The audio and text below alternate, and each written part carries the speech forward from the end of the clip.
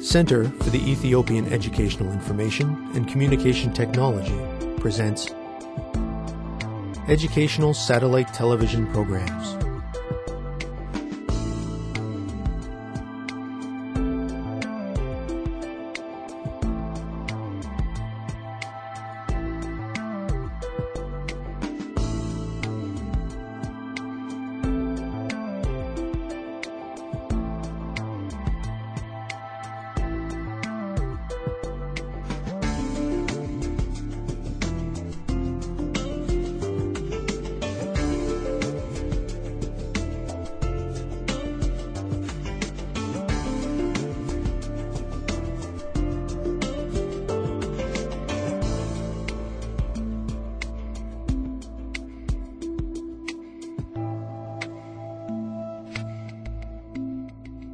Hello, teacher. Hello, students. Welcome to today's lesson on speaking. Previously, we spent some time learning how to interpret what a speaker is talking about. We identified key words in different passages to identify the jobs of 3 different people. We were also able to explain how each person felt about his or her job. However, in some cases, we will not be able to fully understand everything that someone says in English.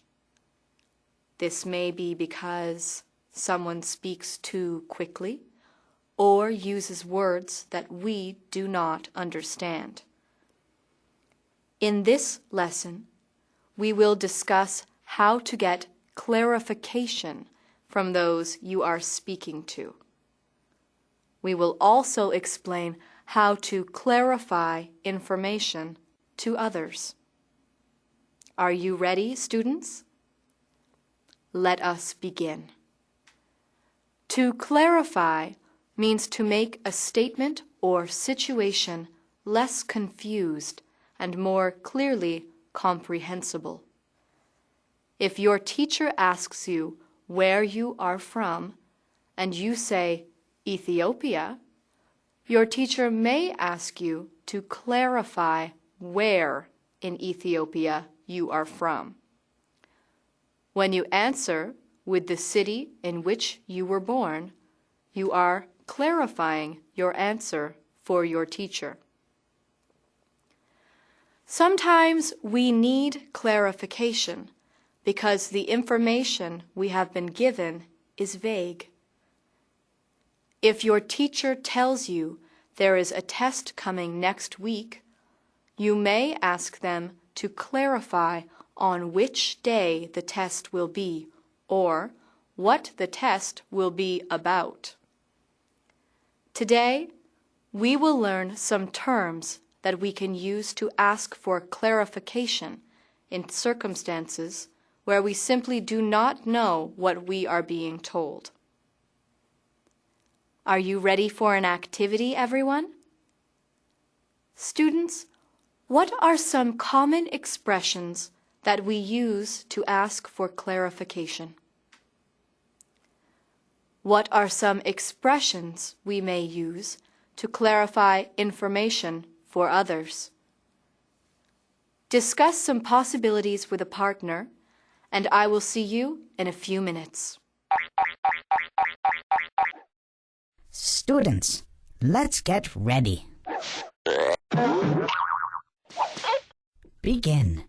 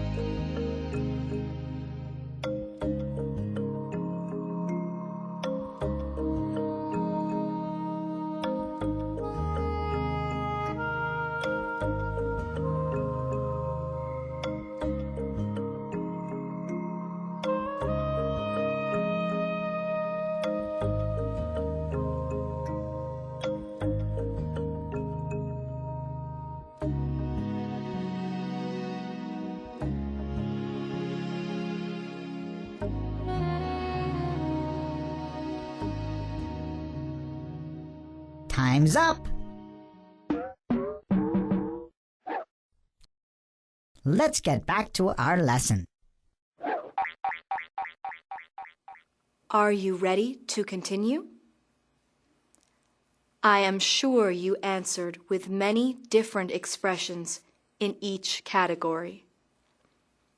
Let us look at some together and try to place them in context.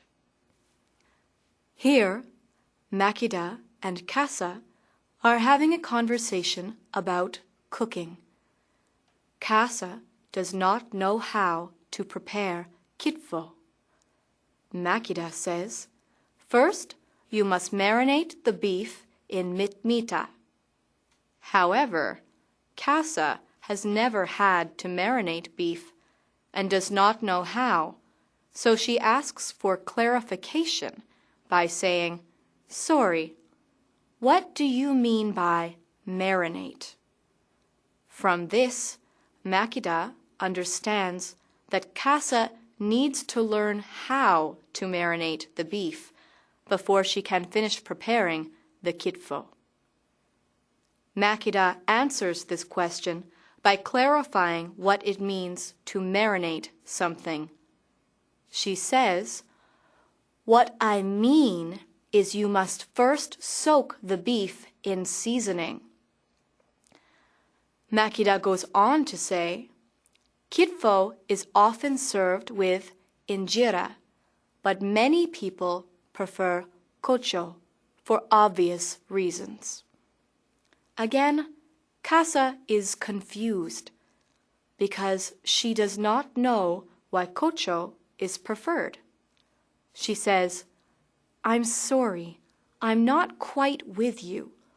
Why is kocho preferred over injera? Makida replies by saying, what I am trying to say is that thicker breads are often preferred because they are better at absorbing the moisture from the beef, which makes them very tasty. So to ask for clarification, Kasa used two expressions. The first was, sorry, what do you mean? And the second was, I'm sorry, I'm not quite with you. These expressions are quite commonly used when we seek clarification. Makida clarified her explanation by saying, what I mean is, and what I am trying to say is. These expressions are quite commonly used when we want to provide clarification. I am sure you have many more expressions in your answer than this. But do not be concerned. We will now do another activity so that you may use them all. Students, please get together in groups of 3. Here is a list of different topics of conversation. One at a time, each student in your group will speak for a minute on the topic of their choice. The other students should ask for clarification when needed using the suitable expression. The student leading the conversation must clarify also using the right expression. Please get started. Students, let's get ready. Begin.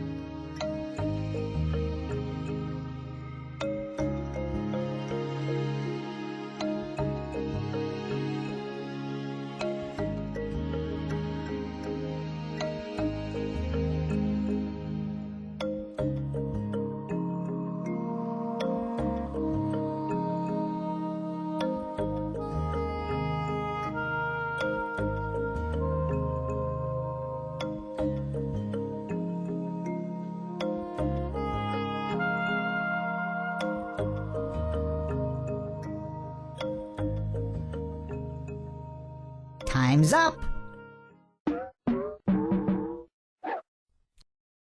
Let's get back to our lesson. Welcome back, everyone. I imagine you have had some very interesting discussions with your classmates. Be sure to write down any social expressions that may have been used by your classmates that you did not write down in your first activity. Also, after the lesson, discuss your conversations with the teacher to make sure your expressions are correct. As I am sure you found in your groups, clarification is very important to fully understand all aspects of an English conversation. If you fail to ask for clarification, you may miss an important detail. As an example, a classroom test may ask that you use a number 2 pencil. But if you do not know what this means and do not ask for clarification, then it is possible you may use the wrong pencil without even knowing it. This would not be good for your test results. For much the same reason, it is important that we clarify what we are saying when asked. It is as frustrating to be misunderstood as to not understand what someone else is saying. Thus, clarification is essential to maintaining a conversation in English. That is all the time we have for today. We have learned what expressions we can use to ask for clarification and the terms we may use to give clarification to someone else. Until next time, thank you, teacher. Thank you, students.